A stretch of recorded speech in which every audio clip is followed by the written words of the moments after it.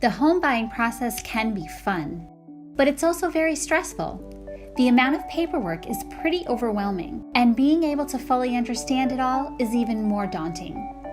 But don't worry, your title insurance provider can walk you through the process and answer any questions you may have along the way. One of the documents that will be provided before settlement is the title commitment. The title commitment will determine whether title insurance can be provided for a given property. Once a title agent receives an application for the purchase of a property, they will have a title search completed, which consists of searching all public records regarding the property.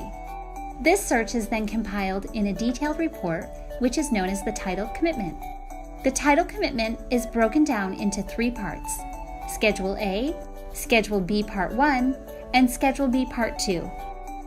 Schedule A identifies the property location, the commitment effective date, which is the effective date of the details provided in the report, those who will be covered by the title policy insurer, typically the soon-to-be owner and lender, as well as the current owners of the property.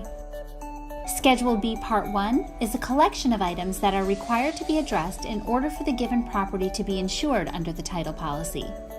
Examples of items that would appear include a deed of trust or mortgage that needs to be paid off or released, other liens that need to be released, such as federal tax liens, unpaid utilities, or other unpaid debts, and requests for proof of payment of property taxes, just to name a few.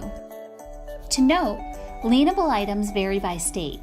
In some states, outstanding child support can be liened against the property, for instance. Your title agent can provide you with specific information as to what red flag items exist on a particular property once the search is received back and examined. Schedule B Part 2 is a list of things that are not covered in the title insurance policy. An example would include if a public utility ran through the property. For instance, a power line that is over or under the property, or a water line or sewer that ran under your property. The public utility provider would have the right to go through your property to access the utility, regardless of who owns the property. Additionally, this also prohibits the owner of the property from moving or altering the utility. Another example of something not covered by the title insurance policy would include things like future unpaid taxes. Unlike most insurance policies that cover you from the effective date forward, title insurance covers you from things that may have occurred before you own the property, such as a false deed in a chain of title or an unpaid mortgage. It doesn't, however, cover you against future issues. In some areas of the country, there are enhanced policies available. These policies provide additional coverages which can be explained by your title agent.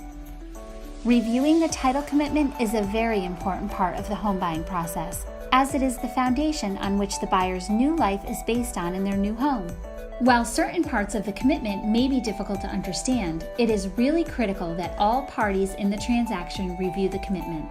Rest assured knowing that one of our knowledgeable representatives can provide answers to any questions you may have.